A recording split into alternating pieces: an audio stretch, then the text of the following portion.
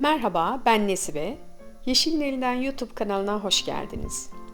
Bu bölümde sizlerle 8 Mart Dünya Kadınlar Günü'ne özel Hollanda'nın başkenti Amsterdam'ın dünyaca ünlü Van Stapel kurabiyelerinin tarifini paylaşıyorum. Öncelikle ülkemde ve dünyanın dört bir köşesinde kadınlığın ve kadınların değerinin anlaşılmasını ve kadınlara hak ettikleri değerin verildiği günleri görmeyi ümit ediyor ve tıpkı bu kurabiyeler gibi dışarısı ne kadar karanlık, koyu renkli ve sert olursa olsun, içinde aydınlığı, temizliği ve yumuşacık kalbini barındıran bütün dünya kadınlarına selam olsun ve 8 Mart Dünya Kadınlar Gününüz kutlu olsun diyor ve bu güzel kurabiyelerin tarifine geçiyorum. Kurabiyelerimizin hamuru için derin bir kabın içerisine 125 gram tereyağımızı alalım. Tereyağımızın erimemiş ama oda sıcaklığında mümkün olduğunca yumuşamış olması gerekiyor. Üzerine bir paket vanilyamızı koyalım. Bir çimdik tuz ekleyelim. Klasik su bardağıyla yarım su bardağı toz şekerimizi koyalım. Ve yine klasik su bardağıyla yarım su bardağı kahverengi şekeri koyalım. Eğer elinizde kahverengi şeker yoksa onun yerine de beyaz şeker kullanabilirsiniz. Ama kahverengi şekerle kurabiyelerin tadı daha farklı oluyor. Mümkünse kahverengi şeker kullanın. Ve yumuşamış olan tereyağımızı, pudra şekerimizi ve şekerlerimizi mikserimizin önce yavaş devrinde, daha sonra da gittikçe hızlanan devrinde güzel bir şekilde 3-4 dakika çırpalım. Bu kurabiyelerin bu kadar dünyaca meşhur olmasının sebebi kullanılan malzemelerin hepsinin iyi kalitede olması. O yüzden lütfen bu kurabiyeyi yaparken mümkün olduğunca iyi kalitede malzemeler kullanın. Tereyağı yerine lütfen margarin kullanmayın. Çünkü tereyağının tadı tabii ki çok daha güzel oluyor.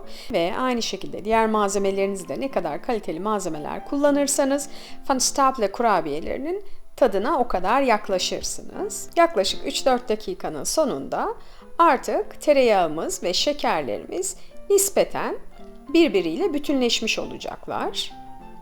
Ve bu şekerli tereyağı karışımımızın içerisine oda sıcaklığında bir tane yumurtamızı kıralım. Ve yine mikserimizin önce düşük sonra yüksek devrinde yumurtamızı da bu malzemelerimizle güzelce karıştıralım.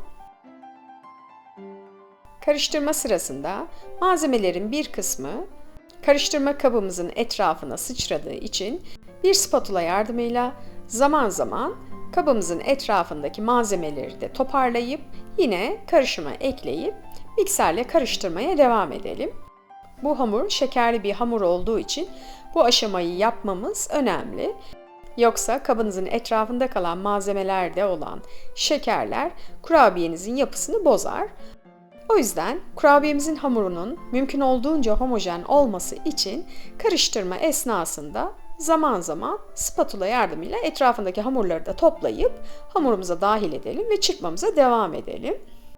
Gördüğünüz gibi mikserin yüksek hızında 5-6 dakika kadar karıştıralım. Ve hamurumuz artık macun kıvamına geldiğinde hamurumuzun diğer malzemelerini ekleyelim. Hamuru yine spatulamızla güzelce bir toparlayalım. Ve hamurumuzun içerisine iyi kalitede 40 grama yakın kakao ekleyelim. 40 gram yaklaşık 3 dolu yemek kaşığına denk geliyor. Gördüğünüz gibi dolu dolu yemek kaşığı olmalı.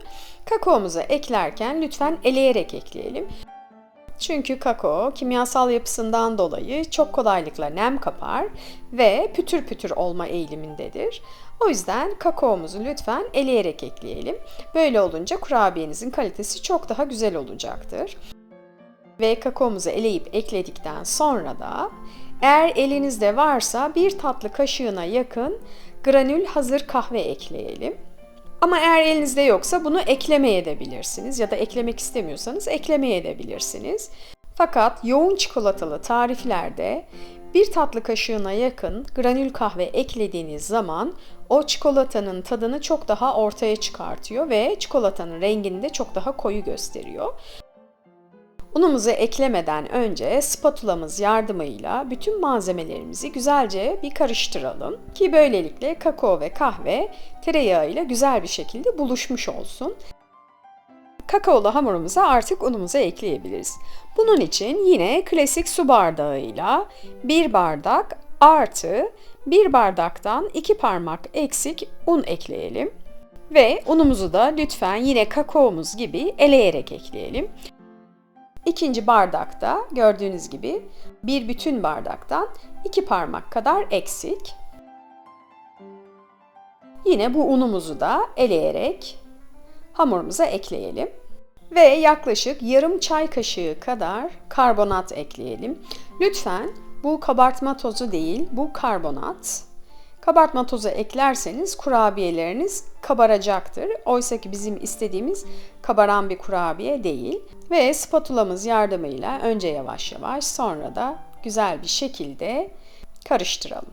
Bu aşamada hamuru karıştırmak biraz zor gibi gözükebilir ama tahta kaşık ya da sağlam bir spatula yardımıyla yavaş yavaş güzelce karıştırabilirsiniz. Eğer bu aşamada elinizle yoğurmak isterseniz pek tavsiye etmem. Çünkü elinize çok fazla yapışan ve elinizi çok kakaolandırıp renklendiren bir hamur. O yüzden sabırlı bir şekilde tahta kaşık ya da sağlam bir spatula ile yavaş yavaş güzelce karıştırabilirsiniz. Zaten çok bir vakit almıyor, emin olun. Başta biraz zor gibi gözüküyor ama sonrasında çok kolay, hızlı bir şekilde hamur birbiriyle bütünleşiyor. Umarım bu tarifi denersiniz çünkü gerçekten bu dünyaca meşhur bir kurabiye tarifi.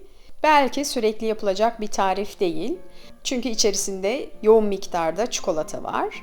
Ama özel günlerinizde ya da zaman zaman kendinizi ve sevdiklerinizi şımartmak istediğinizde bu tarif gerçekten çok güzel. Hamurumuz artık kendini güzelce toparlayıp gördüğünüz yoğunlukta, gördüğünüz kıvamda çikolatalı bir hamur olduğunda hamurumuzu bir kenara alalım ve biz çikolatalarımızı hazırlayalım.